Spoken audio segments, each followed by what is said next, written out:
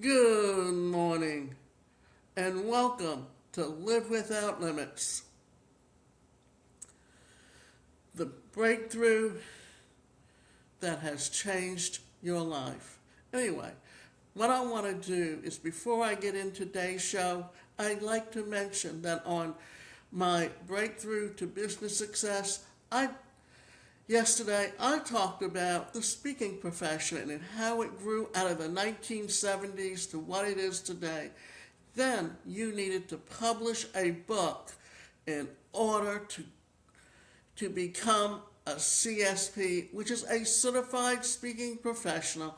And it was not so easy because you had to go out and give free speeches.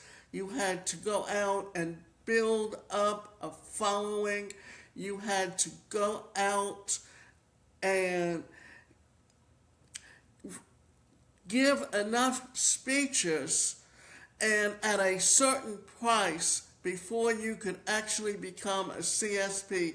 And this all came out of the National Speakers Association, which came out of the 1970s and had its heyday in the 1980s.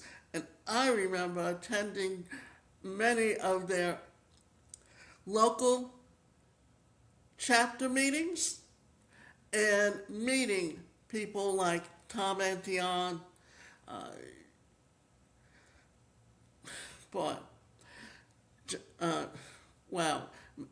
Zig Ziglar, and some of the other big names. Jim Roche. Anyway, my head's not working right now, so because my head's in a bunch. But I just wanted to say that back then, things changed with the internet. It changed with blogging. It changed with the pandemic. And it has evolved again with artificial intelligence. Today, as a speaker, all you need is a podcast because that is your mic. It has become your book. It gives you authority. A website is your calling today to replace all those mail-out brochures. Your videos on YouTube replace the media kit. Your ecosystem of packages and products become what you sell. Just like the speaking industry has changed, so has all industries across all the boards.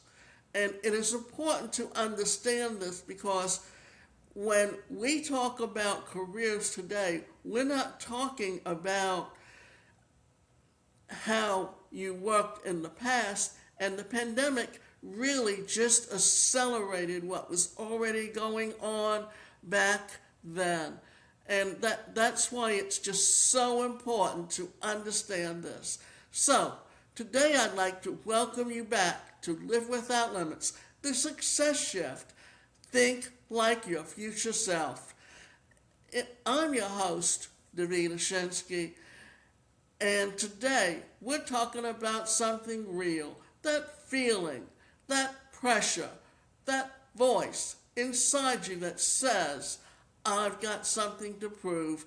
Maybe it's to people who doubted you. Maybe it's to people who underestimated you. Or maybe it's just to yourself. And here's the truth. When you've got something to prove, there's nothing greater, but only if you learn how to use it the right way. And this is a subject that is very, very close to me because growing up with a disability, I was always made to feel as though I would never achieve anything or ever have any reason to even try. And the thing was that if you told me I couldn't do anything, that was like challenging me to prove you wrong. It gave me a reason to try. And I grew up in an era when society didn't even recognize its disability community. It's because I couldn't find gainful employment, and I had the education, and my background was mental health, psychology, and rehabilitation counseling. And I couldn't get into that industry because when there were no laws at that time that guaranteed people with disabilities the right to an education, the right to employment. I was already in the workforce over 12 years when ADA became law. And other than the state or the federal government, you could not break into private industry. And I became a speaker because I had something to say, and I knew that for me, I remember that when I felt the most comfortable in school, not when I was taking classes as much as when I was standing in front of the room giving a book report. So I understood that for myself. This is what I needed to do and where I needed to be. And understanding that helped me decide that that was the industry that I wanted to go into. And as I talked about in my show, about what it took to become a speaker back in the 80s during its heyday, and not having the money to put into building out that media kit, that podcasting actually got started back in 2004, and I started my show in 2006. So that was when it was all in its infancy. It was all done. You had Blog Talk Radio, you had TalkShoe, they were all audio. All you had to do was go on the internet, open up the website, have a motherboard, have a phone, call in, and just talk. Now it's all done with video, and you're seeing even celebrities who are retiring from their profession going into becoming podcasters, because it's a way to continue to have yourself being seen and having yourself being recognized. Now, let's talk about the fire within. So let me ask you something. Have you ever been in a moment where you just knew this is my time to show up differently, where something inside you clicked and you said, no more excuses? That's what having something to prove does. It creates a level of focus most people never reach. You stop scrolling. You stop procrastinating. You stop waiting, because now it's personal. You're not just trying anymore. You're deciding. And there's a big difference between trying and deciding, which means that you have taken control of your life.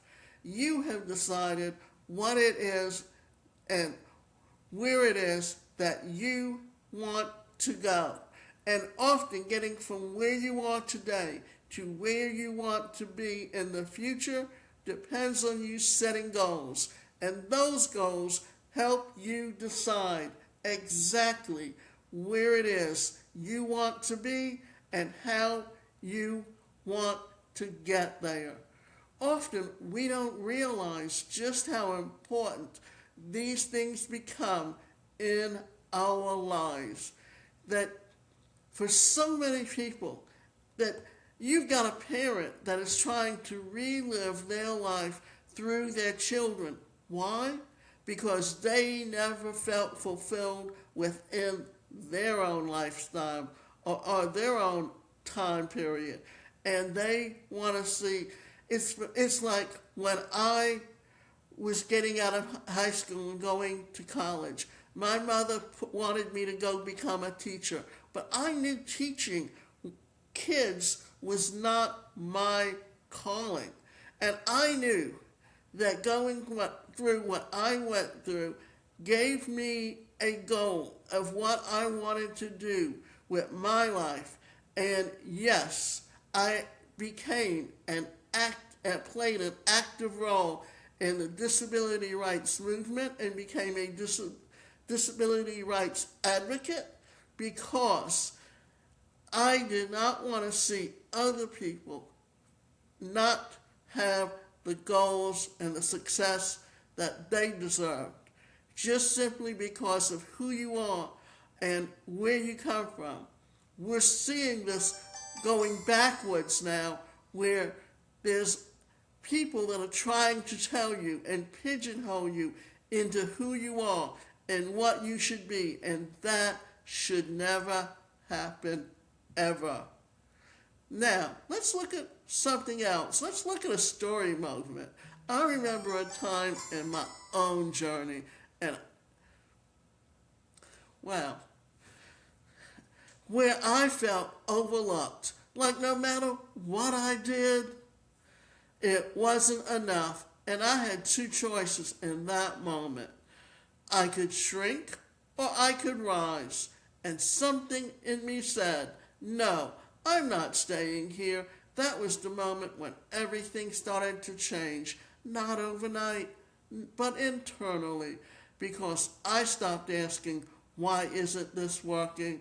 And started asking, who do I need to become to do this, to make it work? And let me back up to early on in my childhood. Not only did I grow up with a disability, but I grew up in a very, very toxic family.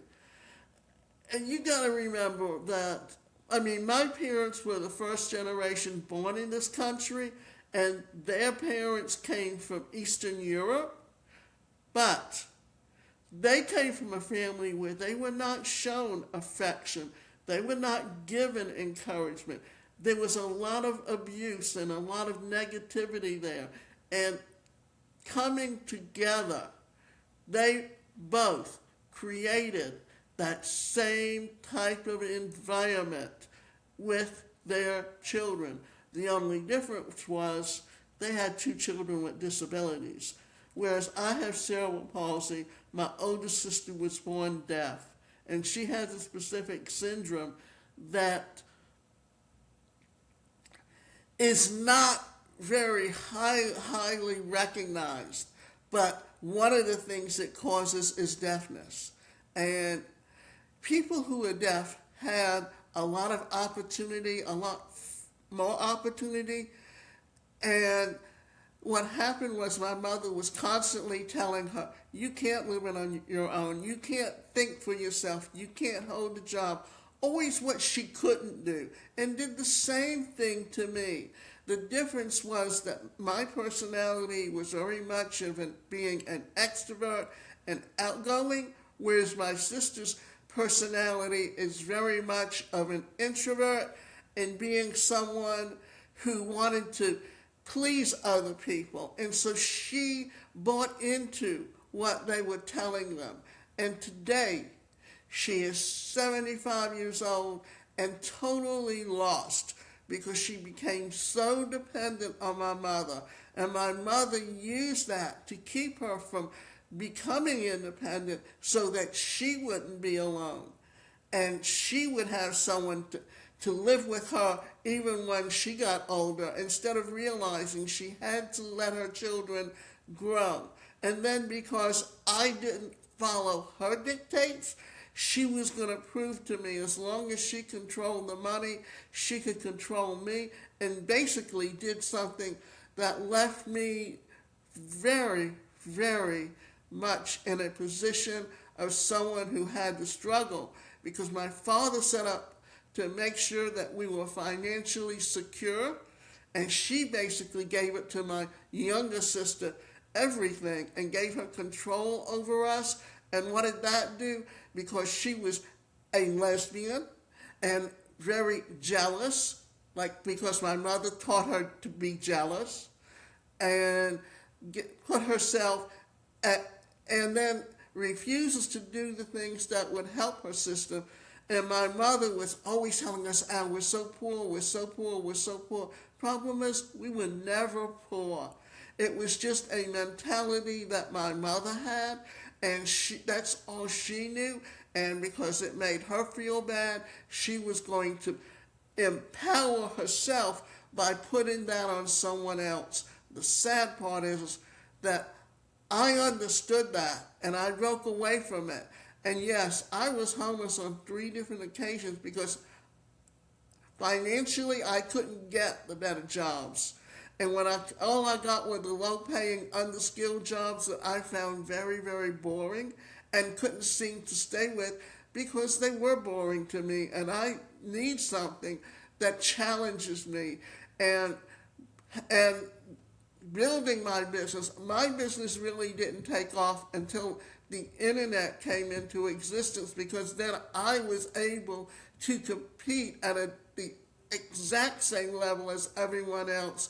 But offline, it was very difficult because offline, you needed money in the bank to be able to build your business.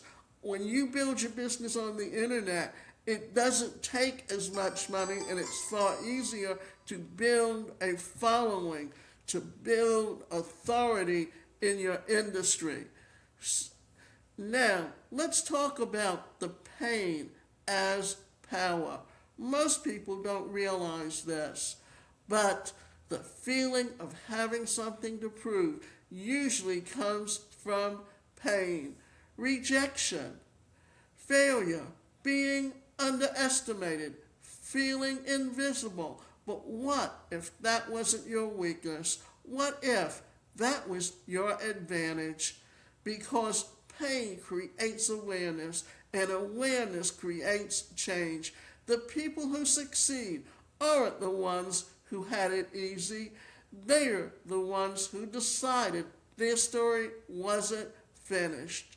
And as I've been talking about my struggles, that my business is, because when I started my business, I virtually started on very little, and I had to learn to become an entrepreneur.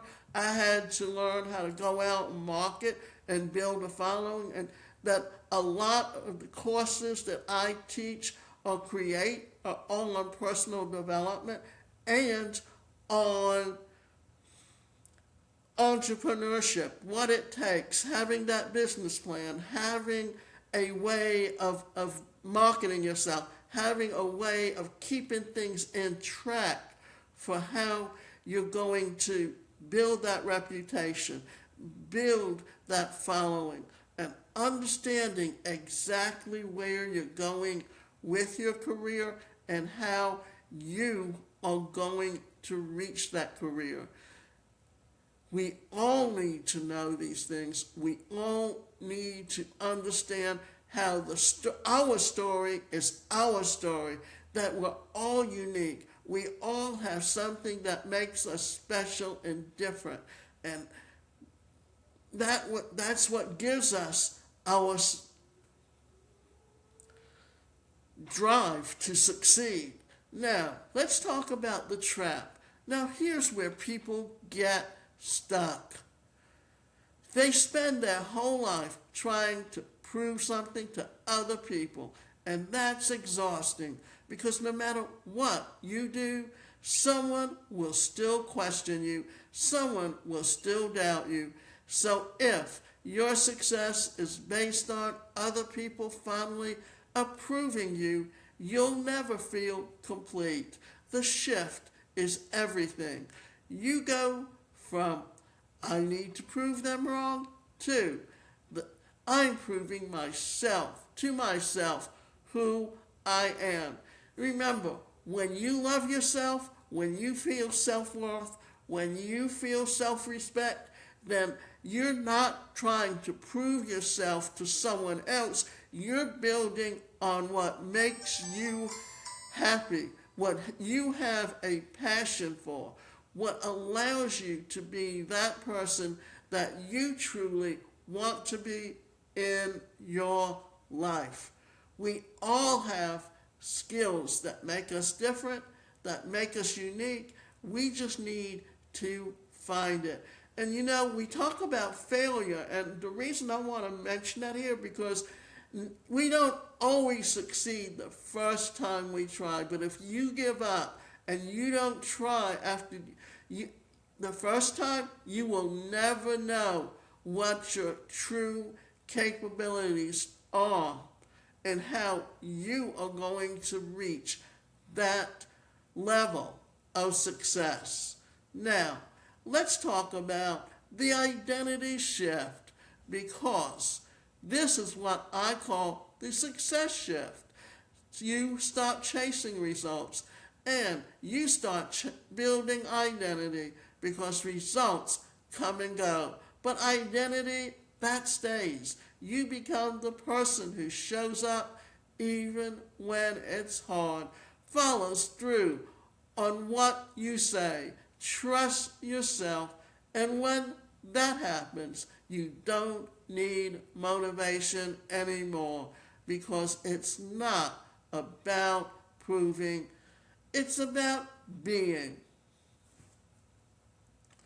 Now, we're talking about being who you were meant to be and understanding. Now, let me put it this way. For me, because it's easy to use me as an example than to try to use someone else as an example, but constantly living at a time when society didn't even recognize its disability community. We were not looked at, not seen, not given opportunities to get gainful employment, to build up financial security, to be able to do the things and compete on an equal basis. That for me, and I remember back 42 years ago, I guess, would be the same. Just about the time I started my business, I also was the same time that you started seeing these health clubs coming into existence, and knowing that that exercise was very important for me, for mobility, for balance, and the fact that when I had surgery, I wore a brace for 2 years, and my orthopedist told me I did not need to wear it anymore. All I needed to do was sleep in it. Well, at that time, I also knew exercise was also a way to build up balance and strength. And I started doing that, and it cost money to join a gym. And I had a mother that was constantly saying, "Why are you spending that money? Why are you spending that money?" Because she would rather dictate what I did, how I did it, and just keep me totally dependent on her, because it gave her power in some ways that she didn't have. And because she felt inferior to other people. And this made her feel as though she had some value. And when we look at what goes on in a family, unless someone in that family is willing to change and move on and get away from the old habits, you're only going to be passing on all of those negative feelings and emotions that you got as a child growing up to your own children. And understanding what you're doing and why you're doing it helps you get to the point where you can change what you do and how you do it, and you can become more self-reliant. And I'm going to say this much. A family works because each person acts in a way that each member expects them to act. When one person goes and gets help and changes their behavior, what happens? Then they no longer react the way that family expects them to react. And then what do? They want to pull you back and pull you back.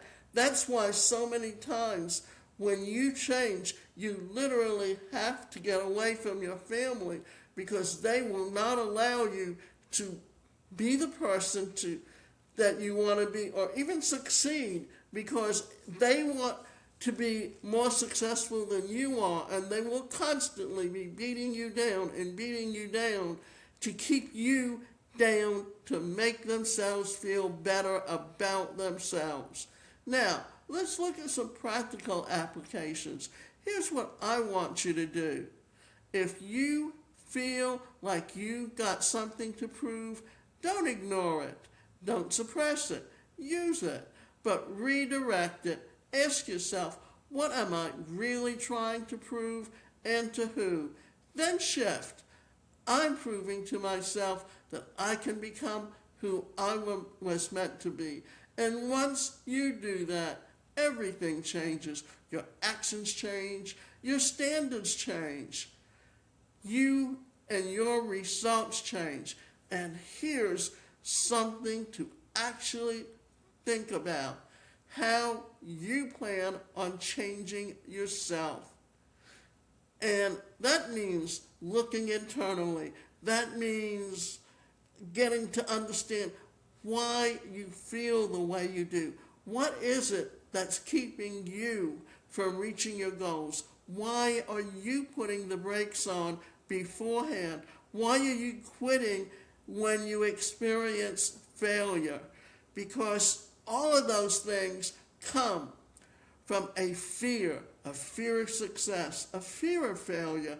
And so many times those fears are what keep us from reaching our goals. And if we don't understand that, and we don't understand exactly where we're coming from, or why we react the way that we do, or why we do the things we do, then we will keep doing the same things. We will keep experiencing the same things.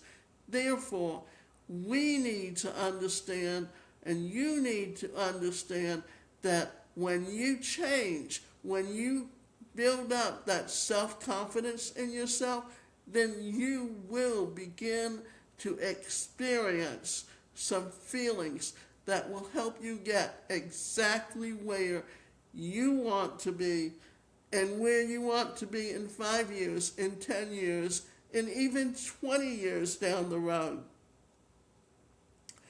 But it all begins with your mindset and how you see yourself, and how you do not allow others to dictate your life. And if you have to break away from your family because they're toxic, then you have to break away from your family. That's why so many times you do see people that really have no relationship with their family, because their family is the ones that want to keep them from reaching their goals. And it's when you come from a very negative, toxic family, then it really creates a lot of mental blocks in your head that you have to learn to overcome. When you come from a loving, supportive family, it's much easier to find your way in life. But it's up to you to decide exactly what you want and where you want to be. So, if you're listening to this right now and you feel the fire inside you, good. That means you're not done. That means there's more to you. That means that you're ready to grow. That means that you remember this: you were never meant to spend your life trying to prove something to the world. You were meant to become the version of yourself that no longer needs to prove anything to all. That's where freedom is. That's where confidence is. That's where your next level begins. And that is the success shift. Now, we've been talking about a lot of these things. And remember that you are unique. You have a message to give, and it's up to you to find that message. And it's up to you to be willing to get out of your comfort zone, because we all like to live in our comfort zone. And that comfort zone is what's going to keep you from getting beyond where you are and move to where you want to be in the future. If this resonated with you, share this episode with someone who needs to hear it. And if you're ready to take this deeper, to truly step into your future self and build a life that reflects it, stay connected, because this is just the beginning. And recognize who you are and where you want to be, and don't let someone else stop you from moving forward.